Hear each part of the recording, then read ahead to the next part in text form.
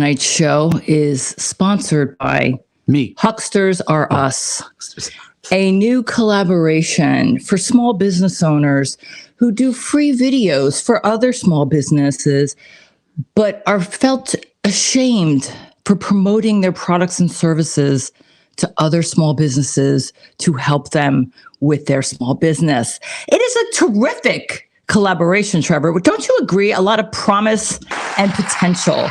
I don't feel ashamed. Oh, you said someone shamed us. Yes. Oh, this dude. Yes. Yes. So yes. I feel really bad because any of the other I don't look anything like you. Any of the other trolls, this is my favorite troll comment. So any of the other videos we did in response to a inaccurate troll comment, this one pales in comparison. But that's not even my favorite. This is my favorite, where he tells us we should reveal our we don't have pets. We don't even have a fish. We've got two plastic plants. That one there and another one in the other room. We have bobcats. We have coyotes. We have owls. We have foxes, owls, bears, all kinds of fun stuff. But this guy, I got to tell you, I feel bad I blocked him. I might have to unblock him. Hello, Svetlana. Just for fun. Svetlana! Hello. We're going to talk about EIDL forgiveness. Yes. We're going to talk about PPP forgiveness. We're going to talk about the employee retention credit. Yes. We're going to talk about us, because we're totally going all huckster on your ass tonight, because we all about hucksterism. We're the Husketeers. The Huckster-teers. We're Huskerizing. Hucksterizing. Yes, we're going to Huskerize. That sounds very Hucksterlicious. Oh, we're going to promote the shit out of Put that comment back up, because I love this. Let me put this comment back up. Pun intended. No, of the guy. The comment. Yeah, the banner. Try to keep up. Yeah, try to keep up. Yeah. I just want to give this guy a round of applause. Okay. You two look way too much alike. Oh yeah, he gets a rim shot, because that's genius there. The comedy club is not laughing at that joke. Oh, by the way, we actually kind of politely stalked this guy, thinking he was. No, we're not going to do that. No. This is not that guy on Instagram who does that. We're not going to do that. We're not. No. I don't care. I don't want anyone to go and find him. I'm not revealing anything. No, we're not going to do that. I just thought he was a kid. He's a grown-ass man. Stop. His name is right there. Anyway. Huckster zipper, close it. Okay.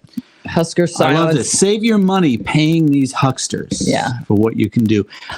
Personally, Michael, I think you will agree with me. How about hucktabulous? Michael, will you agree with me that this young man chose a word from the 1870s?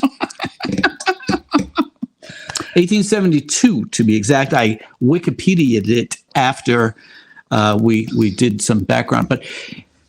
Yeah, so, we did, how many videos you figure we have on this channel, Linda, that we did from April, May 2020? Well, we have a total of, I think, 470 videos. 470 hucksterishness videos. On this channel alone, then we have another 120 on our Simple Sense channel. So, something like 600 videos we've done for free. Yeah.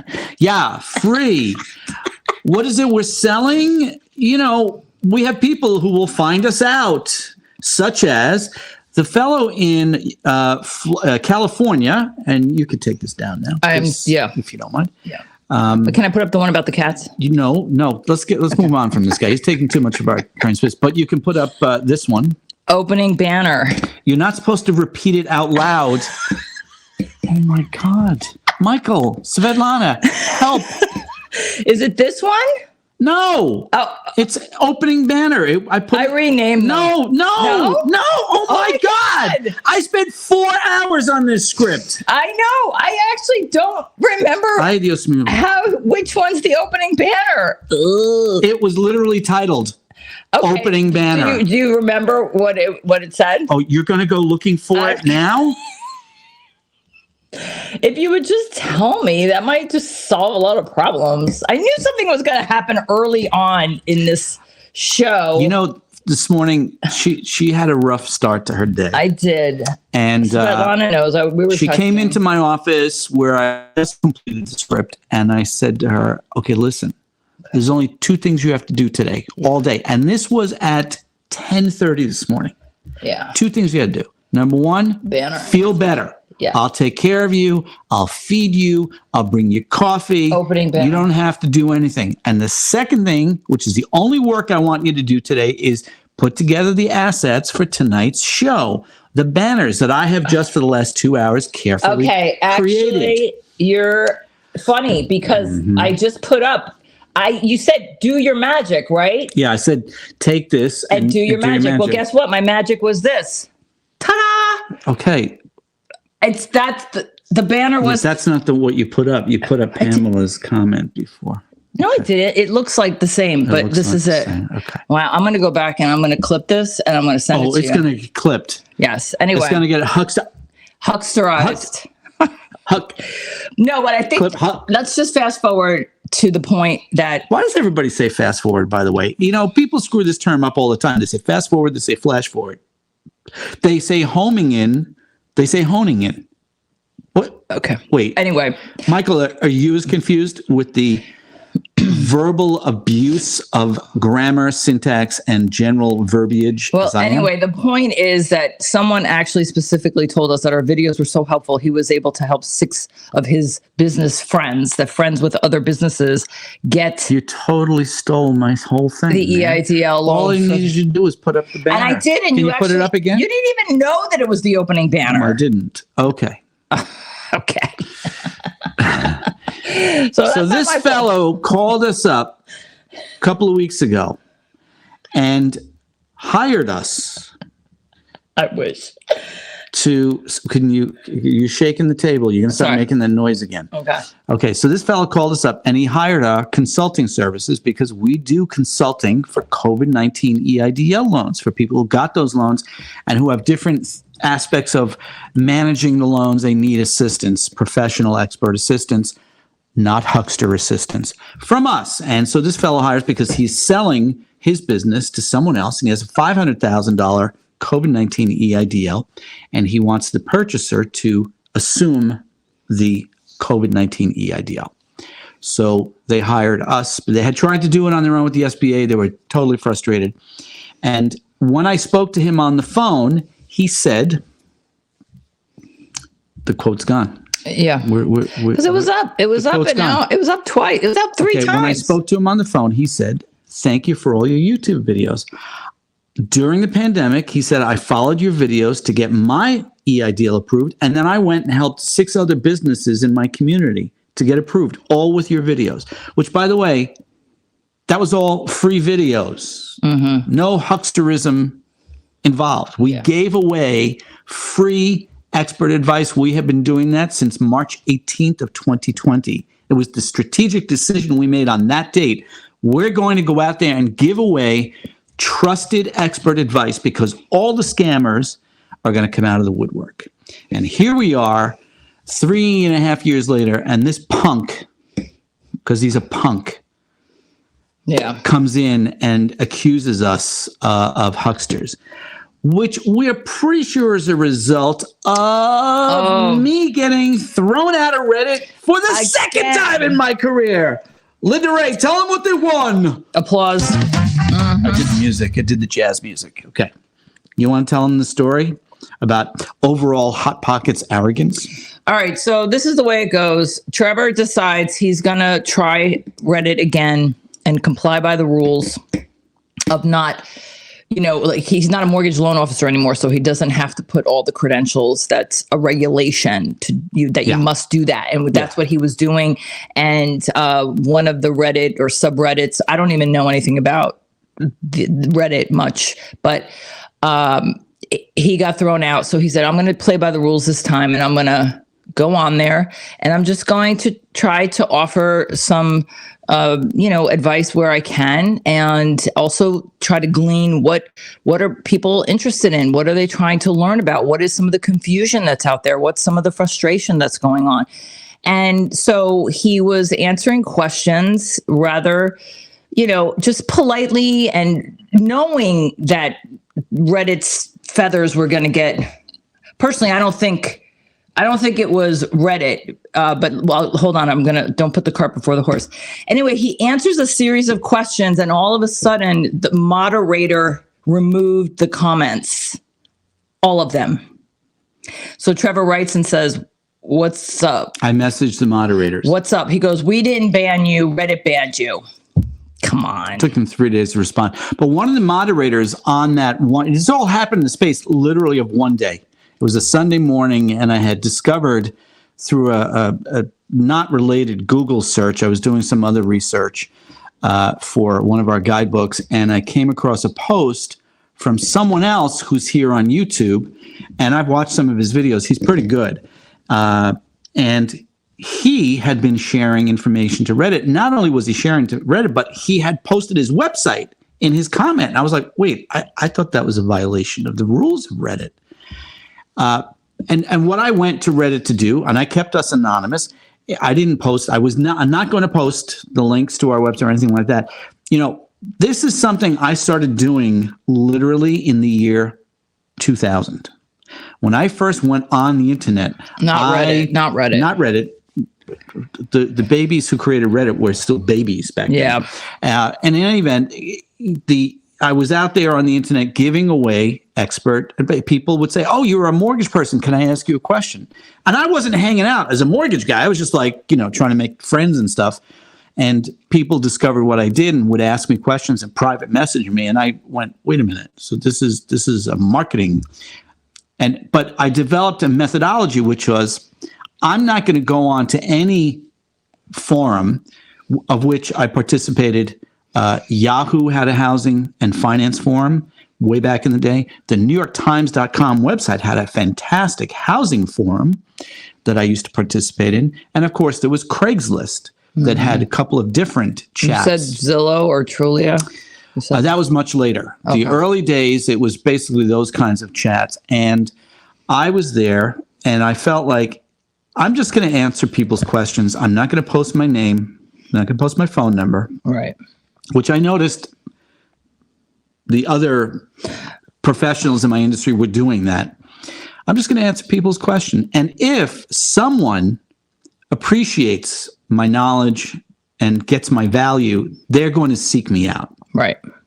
And I was very successful with that kind of oblique kind of marketing. And that's all I set out to do with Reddit this time around. One day I lasted. One day. By the way, I answered questions. You had to see the people coming back and arguing with me about SBA and the COVID-19 EIDL, arguing with me that I was wrong.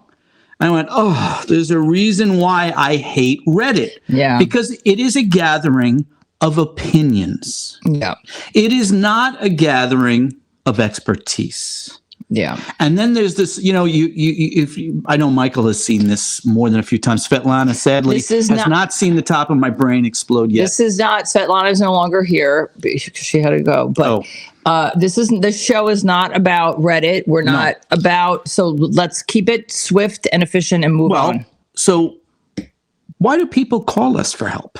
This week alone, we've had multiple people reach out to us. Some of them paid for the 1 hour phone consultations. One of the services we offer. You can get me on the phone for 1 hour, pick my brains about anything related to the SBA programs or even general business consulting. Excuse me.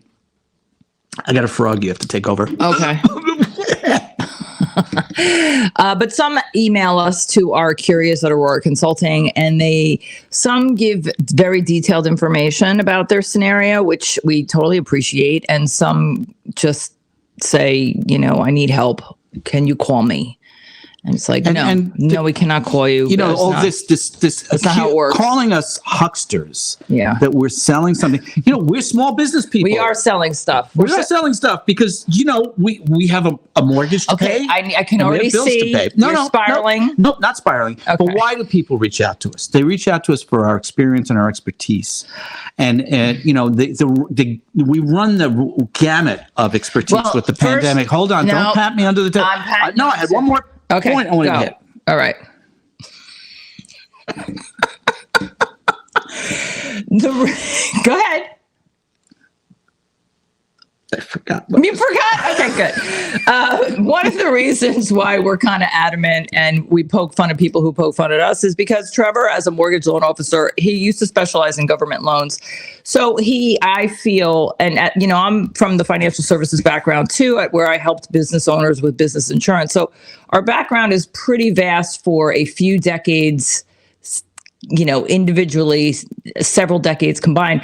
And I feel like we kind of, if we've been doing this if we were doing financing before COVID, so we knew about the process of trying to apply for a business loan. And when we found out about the disaster loan program, the thing that we set out to do was to assist people with how they were going to approach this process because they were on their own. And it's not like they had a banker to hold their hand. They had a bureaucratic representative on the other end of the phone or with email who were just expecting things from them, but not holding their hand. So we felt, that it would be prudent for us to share because we knew nothing about the EIDL program. So our experience for 26 months was every day, all day EIDL. So that's why Trevor he does get a little arrogant. And I let him go only so far before I stop him. But I give him a lot of leeway to be a little bit arrogant, especially when it comes to Reddit. But because the federal program, that led to other CARES Act programs where funding was made available. And this was also, again, where people had to prepare. They just don't give you money because you're asking for it. There are things that have to be done. There are documents that have to be furnished. There are financials that have to be demonstrated for your financial credibility. And and things that happen in business, they look at what's already happened in some case. You can't use future projections to substantiate the request that you're making for this money. Well, so hold on. Go ahead. You can in certain cases when you've already proved that you potentially can pay back a loan. Look, the problem with the land of opinions out there, and we saw this during the pandemic, where people were desperately seeking guidance because they couldn't get a straight answer from the SBA. They couldn't get results from the SBA, and if they were fortunate enough to find us, great. But not everybody did.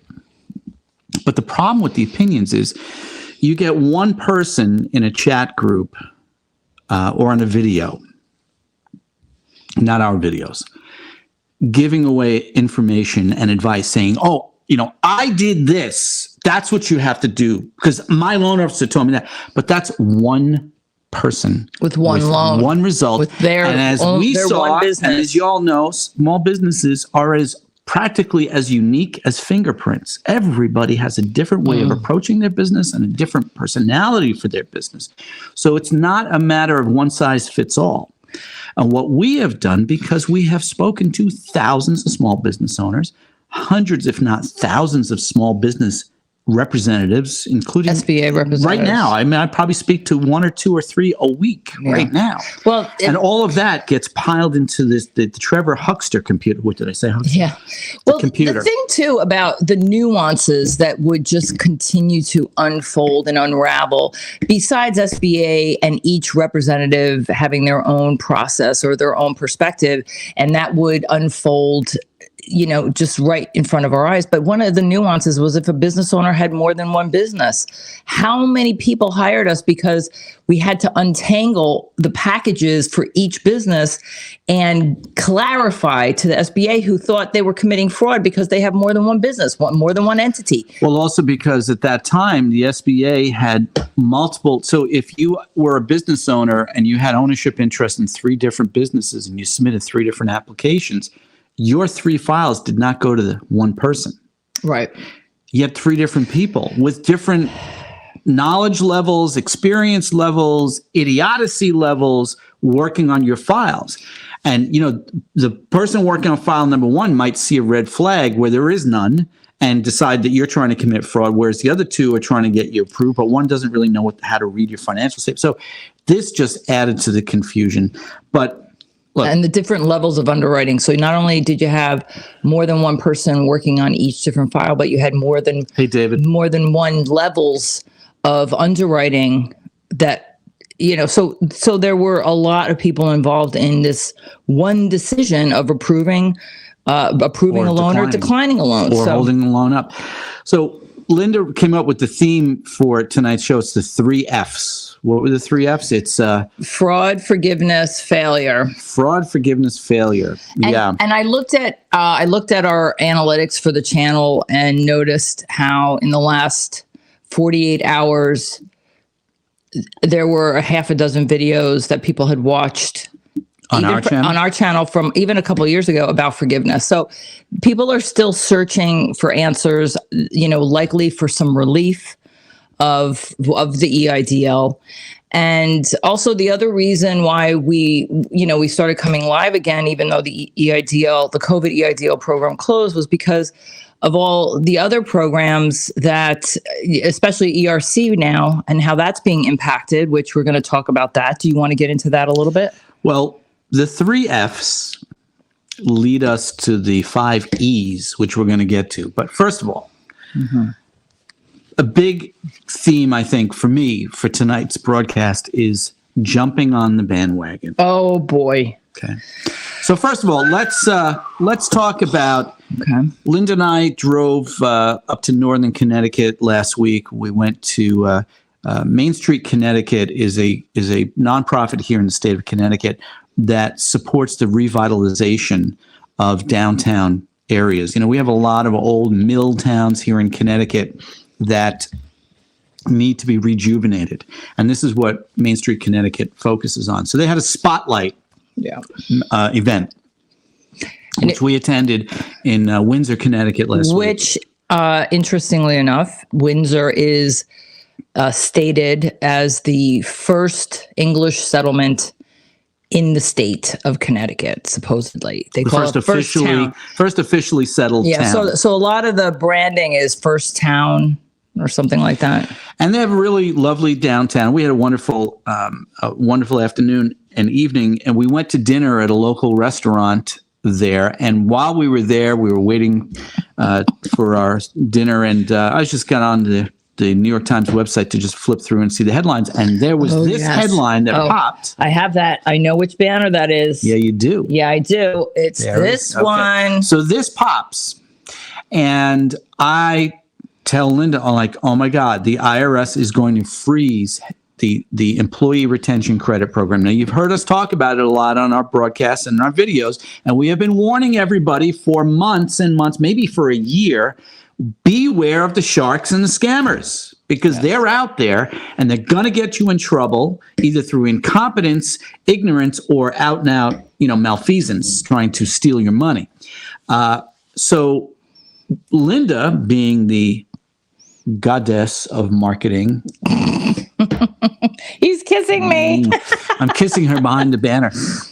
Just, hey, should I do a video? She says. I said, yeah, let's get a video. So she grabs her device, her phone, and does a quick, what's called a YouTube short, and announces this. And the next day or 2 days later, we get some fellow commenting on that video how it's wrong. Yeah. And he called her ma'am. Ma'am. But it's good because he didn't call us a huckster. I was he called her ma'am. Ma'am, I'm afraid you are incorrect. You're inaccurate. Your statement is inaccurate. He said, they're freezing it for. But I went back and I read the article this morning, and the article that I saw last week that we prompted our video actually did not mention that they're going to continue processing existing files. It was one of these, classic. If it bleeds, it leads headlines in the New York Times, the newspapers are famous for. Scare the living hell out of people to sell more newspapers. So hold on. You gave me this, but I split it up. So this was the other side of it. Yeah. Let me move the Internal Revenue Service said on Thursday, that's last Thursday, that it was freezing a pandemic-era employee tax benefit, the employee retention credit, has been a magnet for fraud and it has cost the federal government billions of dollars as the agency looks for ways to stop the program from being abused. The tax collector also said it had referred thousands of claims for the so-called employee retention credit for audits and had initiated, David, Michael, are you ready to do a little math? Wait, go back, put the banner back up. You ready to do a little math? Had initiated over 250, wait, does that say 250? 250. 250 out of millions of submitted claims. So here we go again with the United States government overreacting. So Linda immediately emailed our ERC experts that if you've watched us before, we found one through our professional referral network, and we asked one of our clients who wanted to do the credit we have if he would be a guinea pig. And that client said, I'm in. And we tested him, and the guy, the client gave the company and the rep A++. We have an entire playlist on ERC from all of the banter and fodder of it.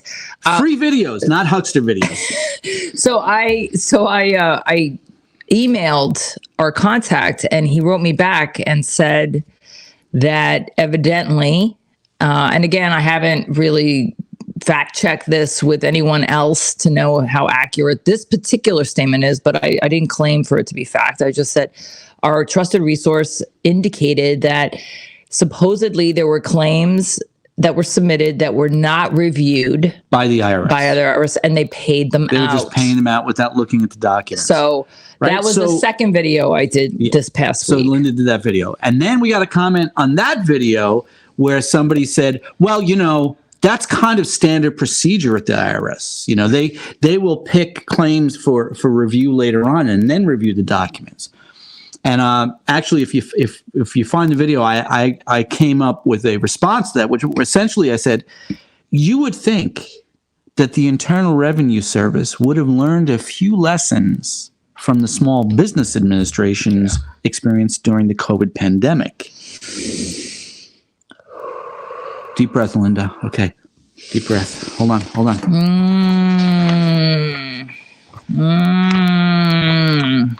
Okay. We have, for our little business, we have so many different gateways and safety nets to protect ourselves from when, somebody says something or does something that could, maliciously or inadvertently harm our business, whether it's our emotional well-being or our financial stability or our reputation. And we're just a small little business. I don't understand how this happens. When I kind of wish this IRS commissioner had called us up, because we would have told him what to do. It probably would have taken me 15 minutes. We probably would have even offered to do it for free for the IRS. Yeah, EL sounds familiar. Yeah. And so EL, Aaron, welcome to the show. Thanks for being here. If it sounds familiar, then it means it's happened. So why are they making the same mistake twice? Oh my God. Well, the IRS is not making the same mistake twice. They're making the same mistake for the first time because they did 0.008. Hashtag math is fun. So, instead, besides our ERC videos. Hello, Truth Seeker. And Truth Seeker. Besides our ERC videos of this latest and greatest breaking news that someone tried to correct me on, we also opened up a new merch shop. If you haven't seen any of the posts. Whoa, this is not on the script. It's not on the script? It's not on the script. I just wanted to lighten the mood a little bit. I even made the script really large 300 size font. And you see the yellow spots is where Linda. Off script. Okay. So I said for you all that for me, a theme for tonight is the jumping on the bandwagon. Oh, yeah. Right? Yeah. So basically, the IRS is saying there's a whole bunch of scammers out there in the world who are jumping on the ERC bandwagon so they can make a whole bunch of money. Thank you, Michael. High praise. Truth Seeker, hearts to you. And the jumping. So all these alleged experts are getting in the. We've already had 2 situations in just the last 10 days. I've heard from 2 different people how their payroll services provider was processing the ERC for them and came back with, like, even for me, who's not an ERC expert, and I know enough to be dangerous, the things that the payroll companies told them, wait, what? Like, you have no idea what you're doing. Okay, can we get to the PPP forgiveness part of it? Well, they're all jumping on the bandwagon. So we got a text message from our friend Adam with this meme. I made this meme. No, I know you made the meme, but it was already a meme. What you do is you blocked out where the hand on the face thing is. There was a logo there. There was a logo. Yeah. And so jumping on the bandwagon. No, we got to put it back up. Okay. So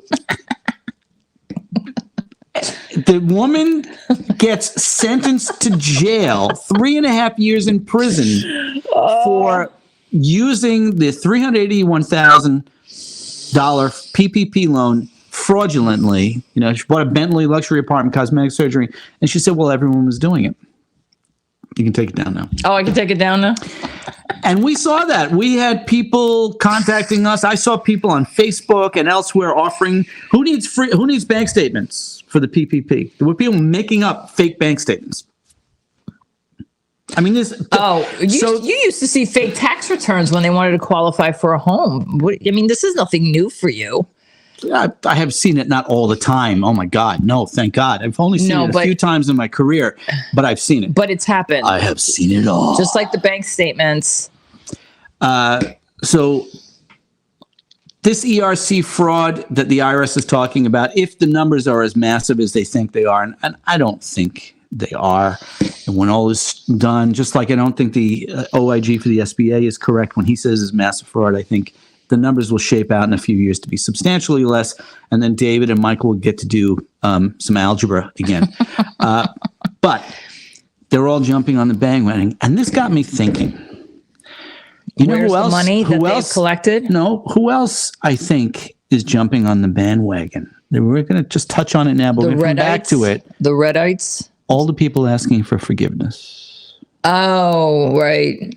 Well, that's a sensitive subject. We're going to come back to that. We don't speak of this lightly. Where we've been lambasted by trolls on our videos about forgiveness, and where we've said, a reality check that it's not happening, and we don't think it's going to happen. But people don't want to hear that, and we're not trying to say everyone doesn't deserve it. We're not saying that. We've not said that at all. In fact, there was somebody a couple weeks ago who had health issues, and she had a $10,000 loan, and she couldn't. She was struggling. So.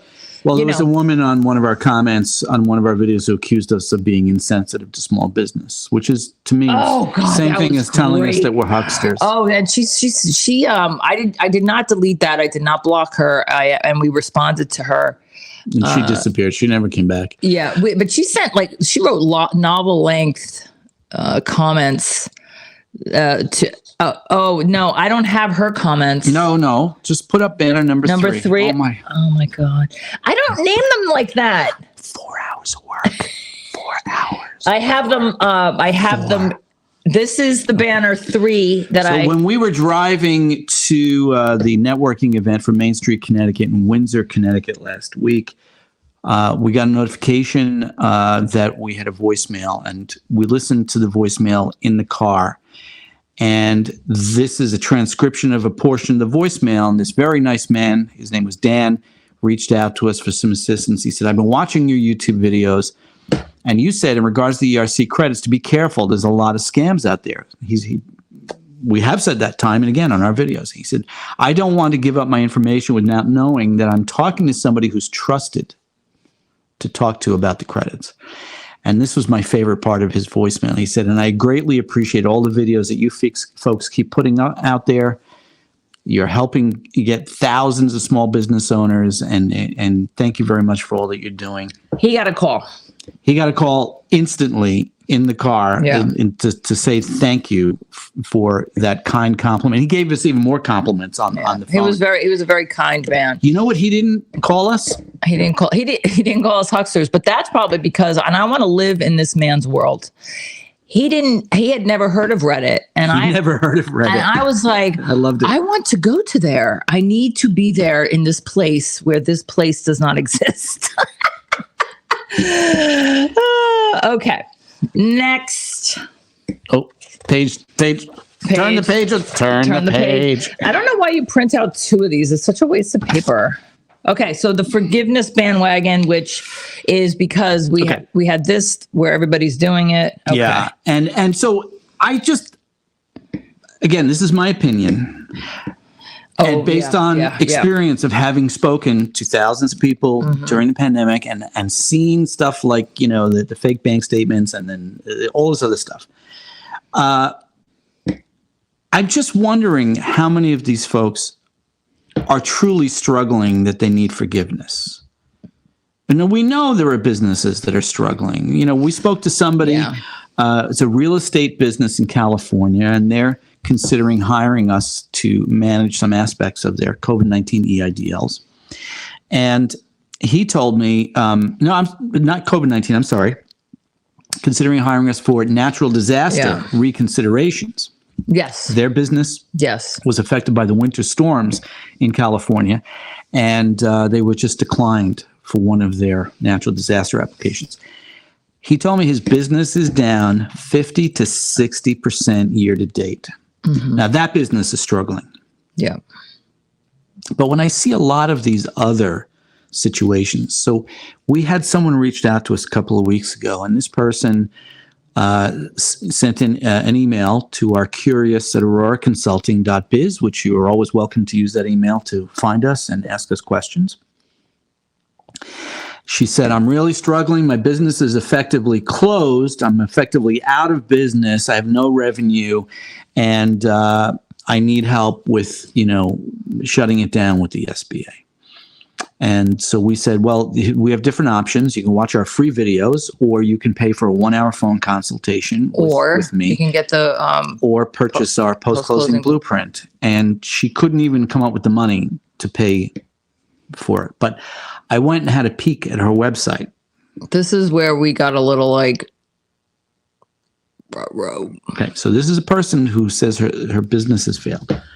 But her website, and this is an online business that sells, there's a website, but also has an Amazon store and sells goods and products. I think it's kind of print on demand type of products with a very specific niche. And on the website, the section where the banner is supposed to be with reviews, it's still that ipso loquitur placeholder. Verbiage. Yeah. So hold on, let me get this right. Let me get this straight. You claim that your business has failed and you need forgiveness for your COVID-19 EIDL, but you're not even attending to the basics of trying to sell stuff. I mean, this is where we get a little, again, Michael calls it confident. I might call it a little arrogant. I feel like, I've started a bunch of different businesses. Some have done well and some have not. I have failed too. And it all comes down, for me, I can track it back to marketing. And that's for me because I like marketing. Not everybody likes marketing. So those are decisions that have to be made on a fundamental level for a business owner. We can't be good at everything. It's why, Michael is a copywriter. And I actually referred Michael to a client of mine to write blogs. And David is a CPA and is insurance licensed. You can go to Geico, you can go to Amica or Progressive and go online. Why are we using those names? You can say we're going to big insurance companies, or you can go to David.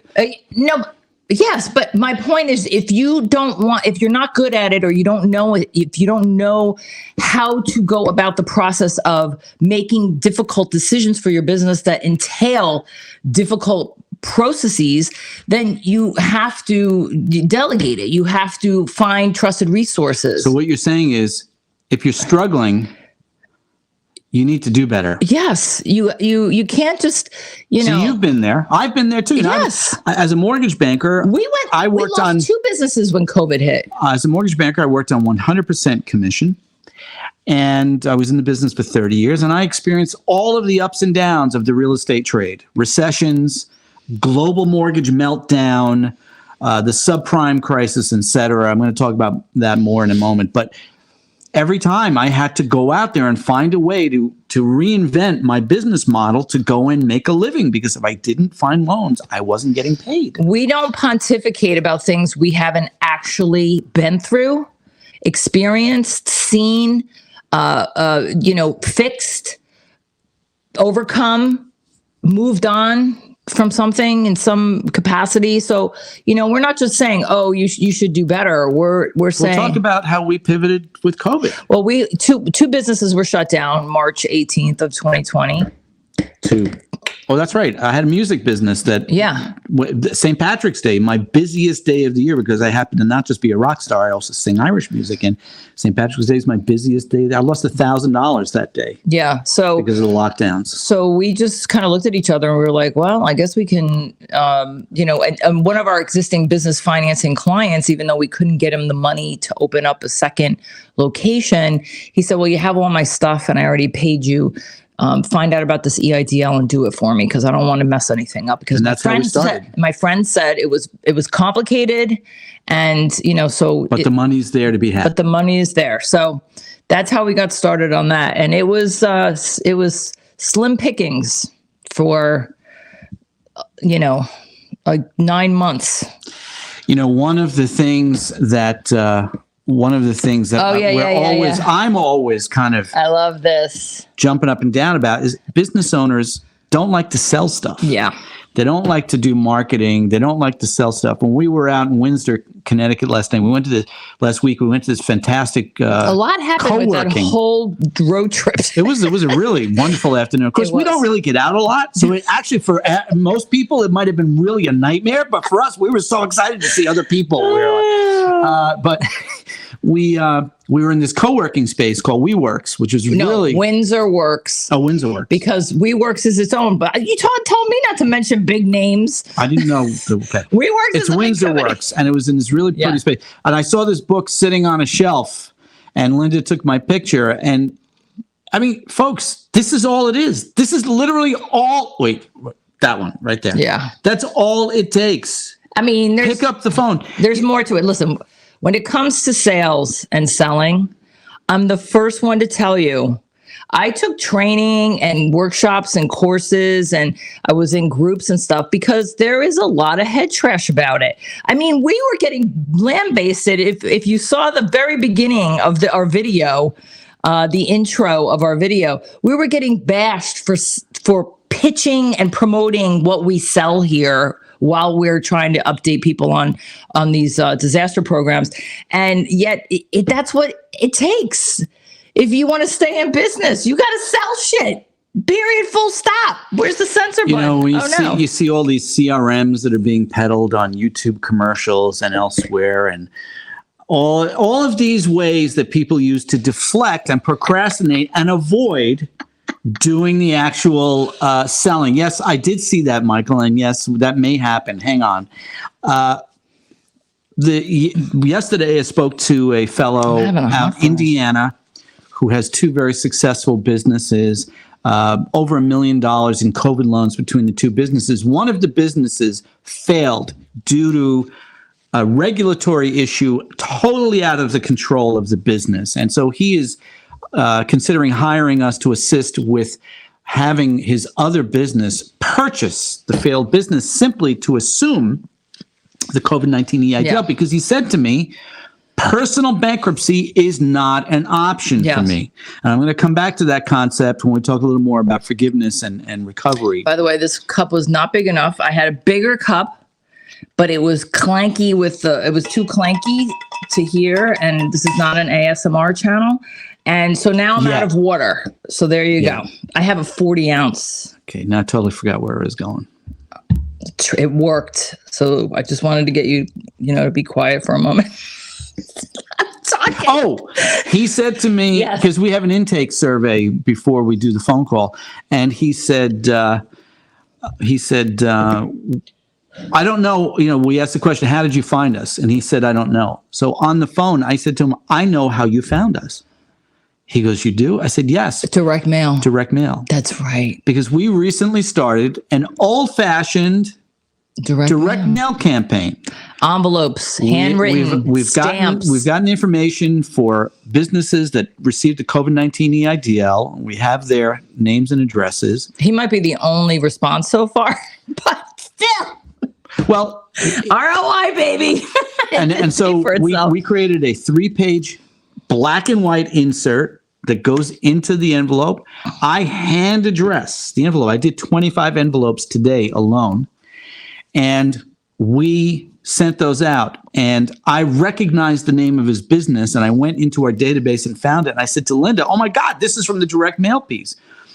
I will tell you, if you want to talk about selling like crazy and return on investment, this person, he spoke to me on the phone yesterday, so he paid for a 1-hour consultation. But weeks ago, he purchased our post-closing blueprint for $347. Which is, by the way, you can get it at 15% off. Just want to throw that in there. He purchased our post-closing blueprint for $347. I quickly did the math and realized that money we had spent up to that point for our direct mail campaign, we actually were already showing a $174 profit. Mm-hmm. It ain't rocket science. It's just, you have to do it. You have to do it, because that's how you will not struggle. I've done 3 under a minute videos back to back in the past few days. And the one I did yesterday, I said, quite frankly, that we're seeing the same mistakes in 2023 that kept people from successfully going through this process efficiently in 2020. Yeah. And in fact, they haven't learned. And they were mistakes that were made even prior to COVID with business owners that were taking for granted that when they file their taxes, it is merely to reduce their tax liability, and not having any forecast, no future projections on how what growth or what expansion plans could happen for their business, which means there's no goal setting. There's nothing being discussed that could happen where, what happens if I need working capital, and to apply for a loan, or, anyway. So we have our other YouTube channel, Simple Sense for Small Business. So we would invite you to hop on over there, subscribe, and hit the notification bell so you get our videos. But there's a whole playlist of videos. What we try to do is make sense of things and keep it really simple. Like this story I just shared with you about a direct mail campaign.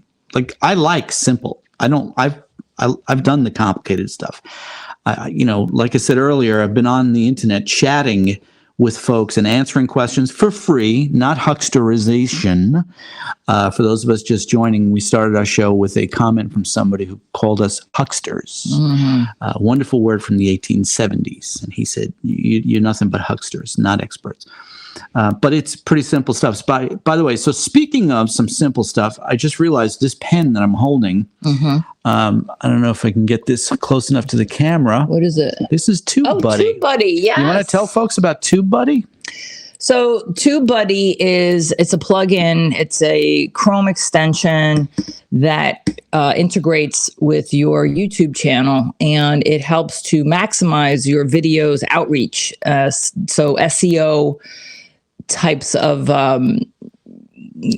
nuances for you so that your discoverability could be a little bit more expansive based on ways people are searching for your videos. Our videos, I did a whole video on Simple Sense for Small Business on how I did it wrong for a year and a half, and how not to make the same mistakes I made. And one of them was thinking my titles of the video should be kind of, cute and clever, like email subject lines, which is not the case. You have to actually put in as rote as possible what people are looking for, the answer. What's really cool about TubeBuddy, I've seen Linda use it. It's like this. It's like a speedometer. And there's a measurement. When she gauge. types in the suggestions the things she has in mind for a title for one of our videos, it goes up like speedometer, and it gives you feedback. Yes. So just so y'all know, if you, I'm going to find the video for you. if you download the TubeBuddy thing, Linda can give you a link, and she gets paid. We get paid an affiliate fee. Yeah, it's like $12 for that. So I there's get $12 the shameless hucksterishness But disclosure. the thing is, what's great is that if you have under 1,000 subscribers, it's only $43 for the whole year, which to me was totally worth it to know if what I was using as a title was something that other people search for and other channels publish in that realm. So it's a way that you can become more efficient, especially if you are like Michael, who's a niche type of YouTube channel, or our YouTube channel, which you're watching tonight, is what we call super niche because we're really drilling way down to a very small audience, but more is the reason why we want to maximize the potential of our videos. So Erin wanted me to sing an Irish song. Yeah. Her eyes, they shone like the diamonds. You'd think she was queen of the land. With her hair hung over her shoulders, tied up with a black velvet band. There you go. I sang an Irish song for you. So I just put in the comments a link to the video that I did about all the mistakes I made. And in the video description is a link that you can peruse TubeBuddy to see if that makes sense for you. And it is, yes, an affiliate link. And I put that disclaimer in there. We literally get paid like 2 cups of coffee if we're going to Starbucks, I guess. We don't go to Starbucks. We are boycotting Starbucks. Hello, Toshiba. Voodoo. I'm the only one who drinks Starbucks, and I've been boycotting anymore. I've been boycotting them for months. We make our own coffee because of their poor employee relationship practices, and the things they're doing are despicable. But buy our merch. Yes. Come on. Tell them what they've won, Linda Ray. I actually don't Linda Ray has been working like a maniac for the last 2 weeks on our merchandise. I don't even have a banner for that. But I will put the link. But it doesn't even matter. You should not want to even go there now, because guess what? 20% off starting September 23rd to September 28th. Everything in the shop will be 20% off.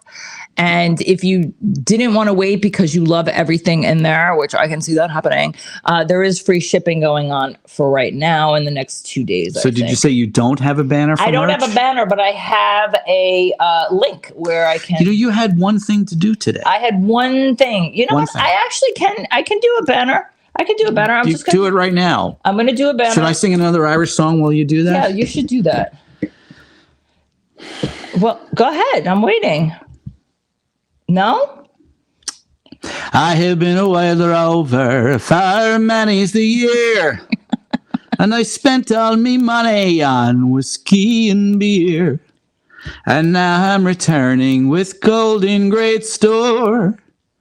Sure, I never will play the wild rover no more, and it's no, nay, never. No, nay, never, no more. Will I play the wild rover? No, never. No more.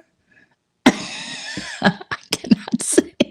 Okay, now we'll go to the I'll be in the kitchen cooking. Our house, if you can see, our house is an open floor plan, ranch style house. And I'll be in the kitchen over here cooking, and I'll have the boom speaker, and I'll be singing along to Tom Petty or Led Zeppelin something, and she'll come in and start singing. I go, stop, cut it out. No, don't sing. So the shop right now, we're using the platform that makes this super easy, but our website is imminently to be published as a new redesign, and the store will be embedded in our website. But in the meantime, this is the banner, and I put the link in. I mean, we got everything. We even have a little baby onesie, because I love when other people have kids. So we definitely. I'm not really sure what baby onesies have to do with small business. Because it's super future entrepreneurs. Hello. Oh boy. Oh my gosh. I mean, if you have grandkids and you have an entrepreneurial spirit, I think it's super fun. Wait a minute. Wait. Oh, Always after me, Lucky Charms. good stuff. So that's the merch store. I'm really excited about it. We have to put up the link for Simple Sense for Small Business, which is our other YouTube channel. We invite you to jump over there and have a look. Listen, if you haven't figured it out about us yet, we are really passionate about small business succeeding. And we give away so much free information and advice and education and lacking in any essence of hucksterism at all, because we want you all to succeed. I mean, have you guys downloaded the oversights and preparedness booklet that we did? That's like 10 pages, where 3 of them are checklists alone on what you should be, how for operations, what do you have saved? Where are your documents? What financials that, and that's free. So the products, we talked about the post-closing blueprint, which is 15% off. I put the QR code. Okay, so listen, unabashed hucksterism is about to occur right before your very eyes. I sang 2 Irish songs for you, and now I have earned the right to hucksterize your life. I'm going to put for the oversights and preparedness. This was one of my most favorite special pieces that we did make free, because it's what people have to manage in their business on a daily basis, monthly basis, weekly basis, annual, quarterly. And it's what people take for granted that can severely impact future circumstances. So I'm going to put that link in, but go ahead. Are you going to forget again what you were going to say? No, I'm waiting for you to hucksterize the hell out of everybody who's watching the show, especially Michael. Yeah. So this is going to be the link for you to. Looks like Erin wants to be hucksterized. What is she? I used the checklist because I had a lot of. Oh, see? Right? Well, it was like, putting it together, I was like, thank goodness we have. Erin, all we can say is. What is that for? Applause? Yeah. I love that. When I was putting this together, I take for granted some of the problems we solved for people.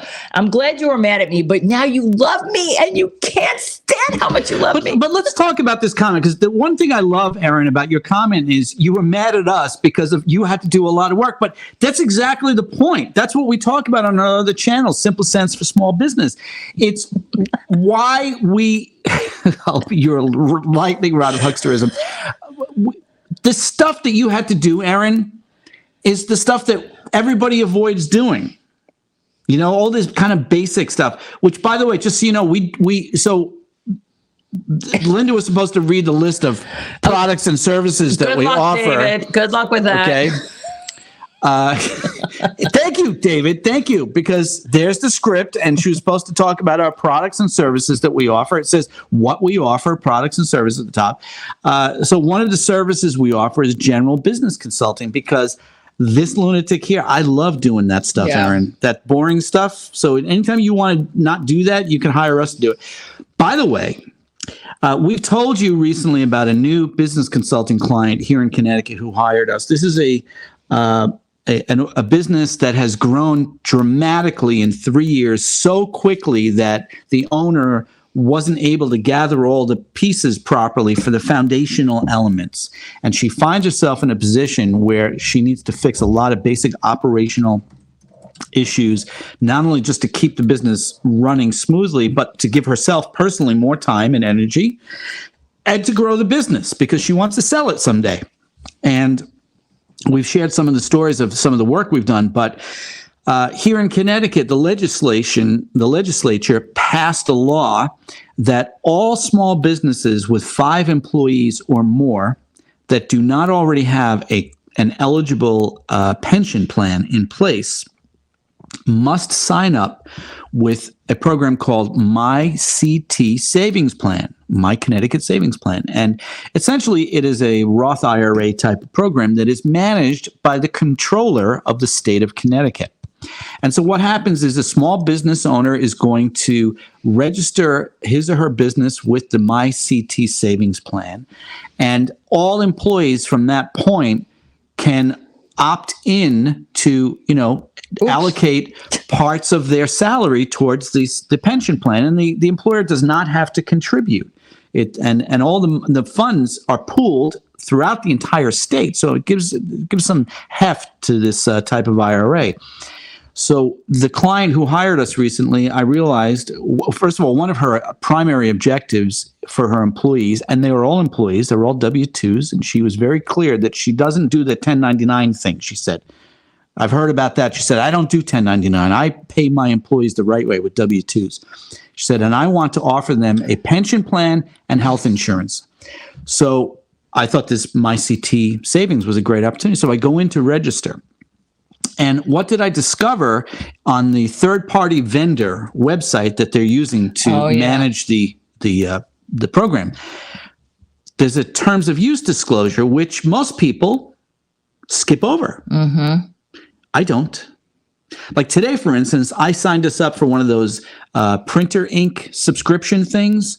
Where the printer talks to the manufacturer, and when you run out of ink, the ink shows up on your front doorstep, and I love it, and it's cost effective for us for our direct mail campaign. And there was a terms of use disclosure, which I read the entire thing.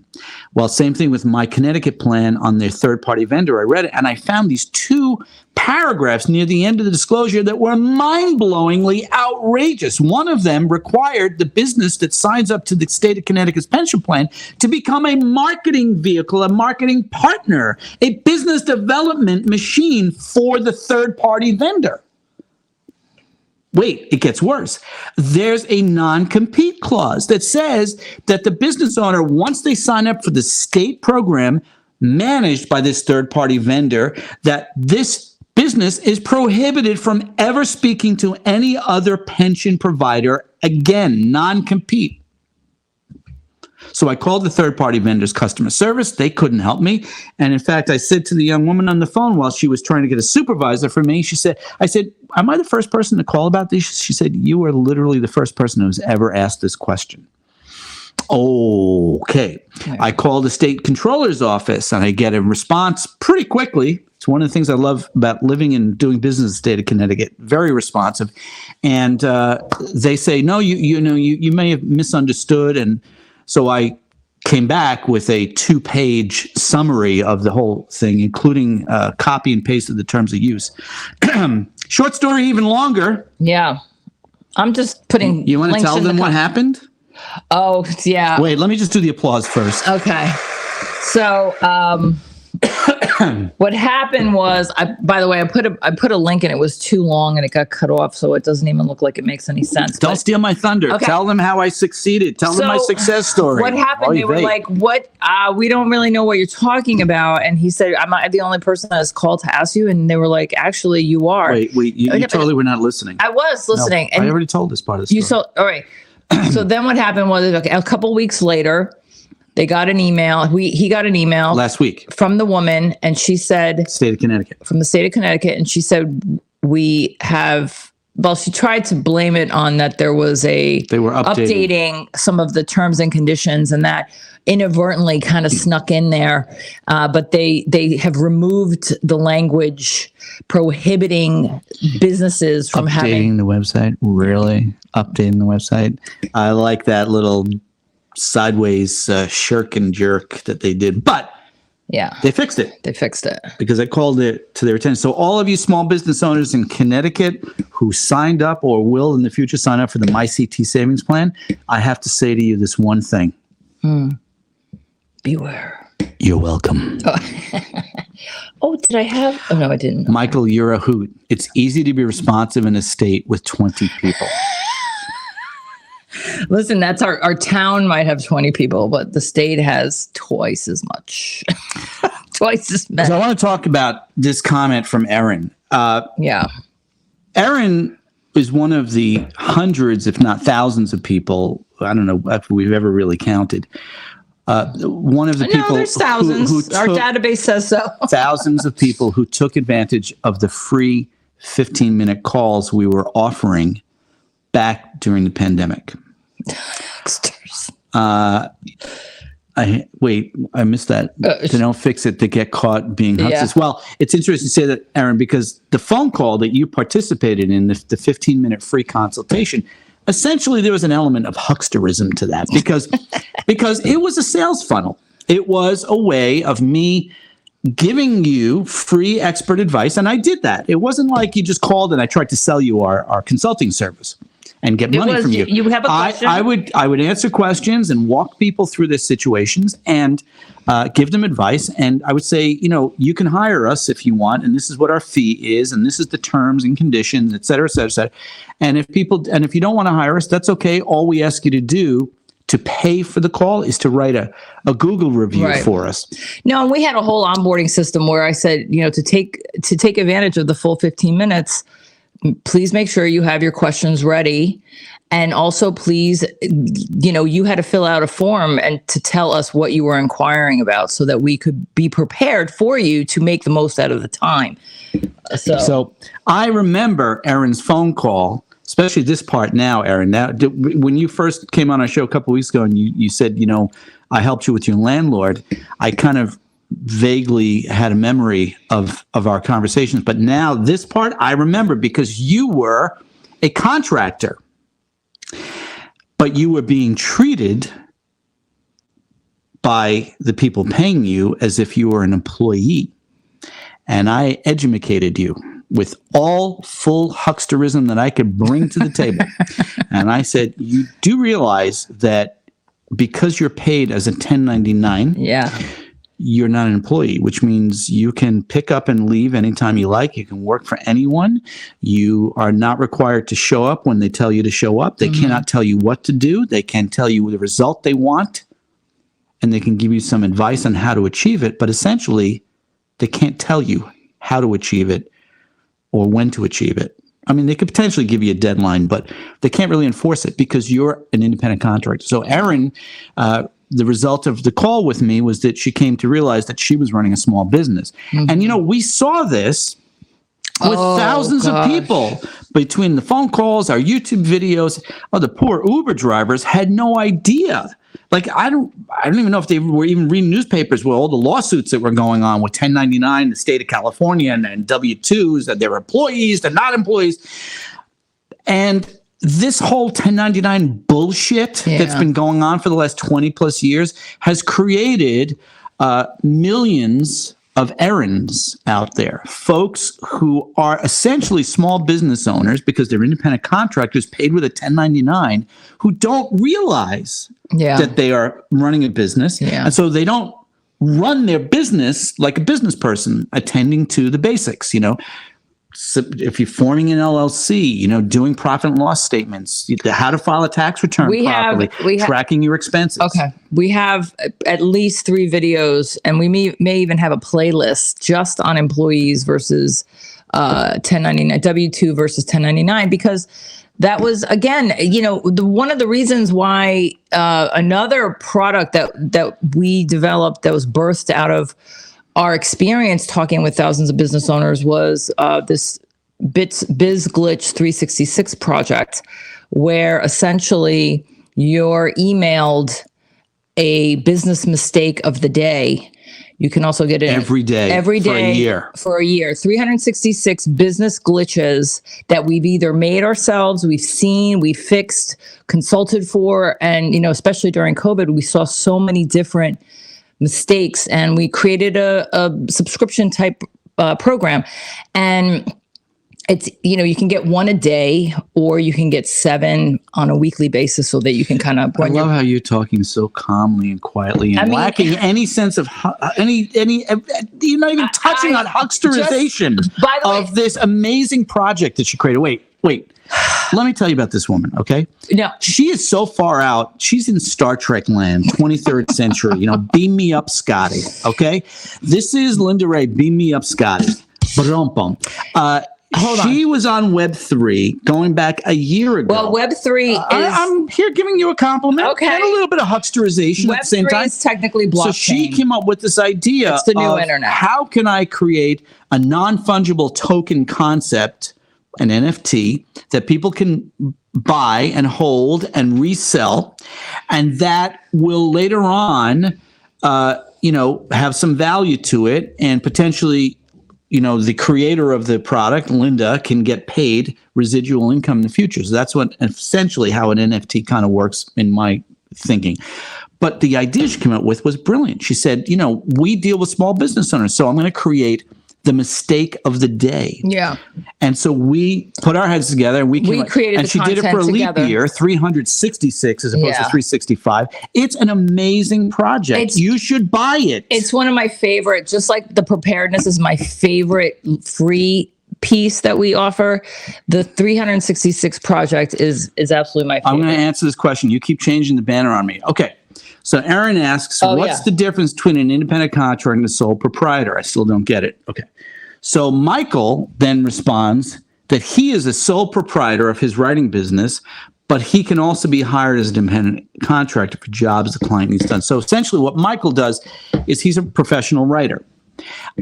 He has a YouTube channel, and I don't know if you sell writing courses, Michael, but he has written his own books, novels, nonfiction books. So he, as a sole proprietor, he has a product and potentially a service that he has created, and he is the sole proprietor of that business.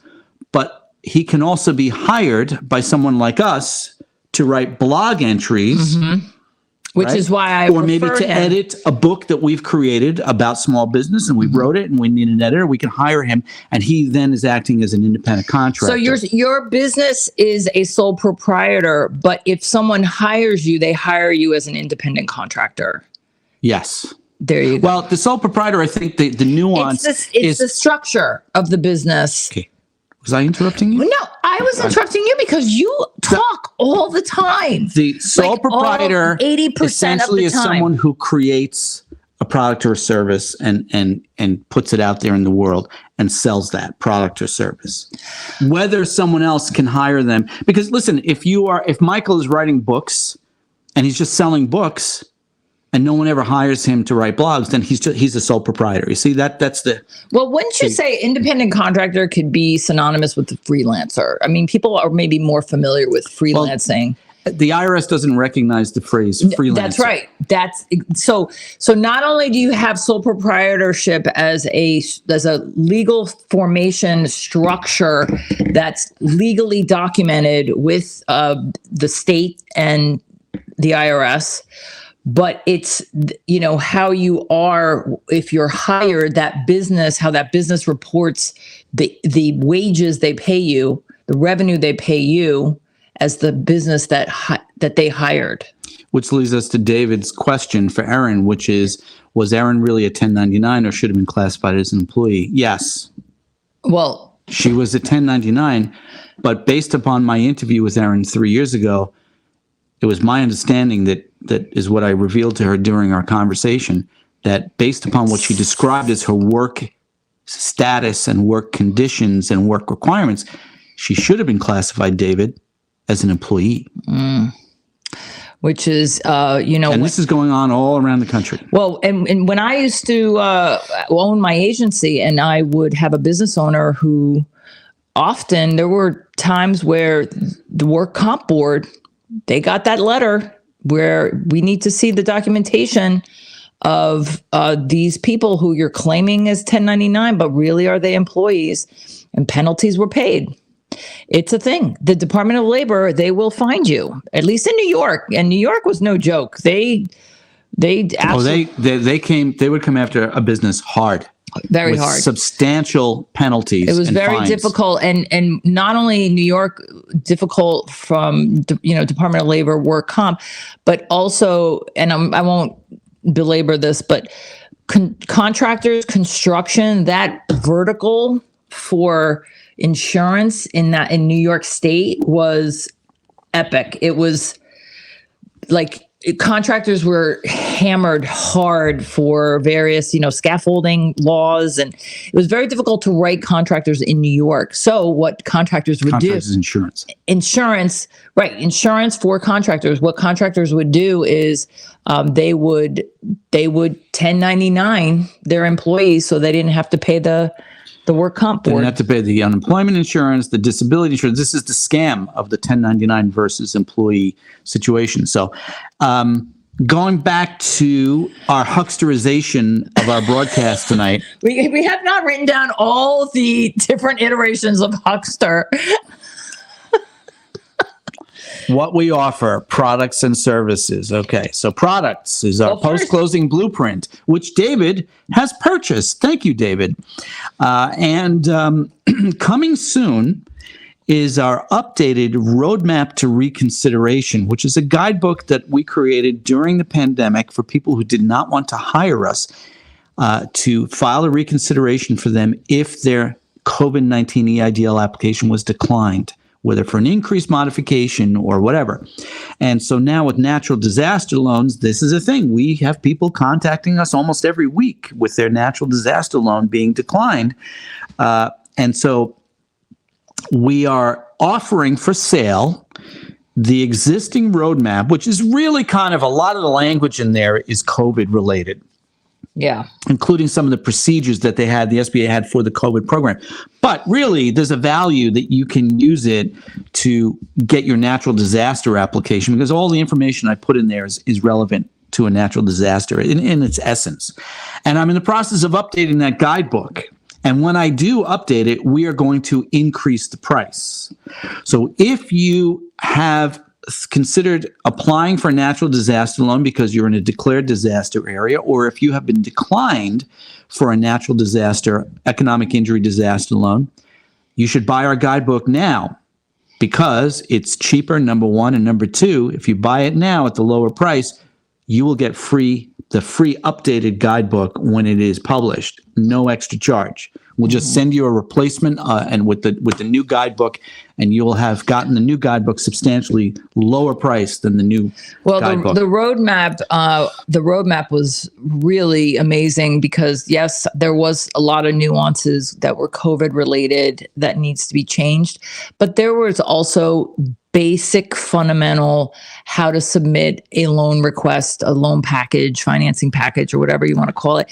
You know, stuff that people didn't even. I mean, we did a lot of videos. Actually, that's how we started ranking on YouTube, because we were doing videos on how to fill out forms for this loan. Yeah.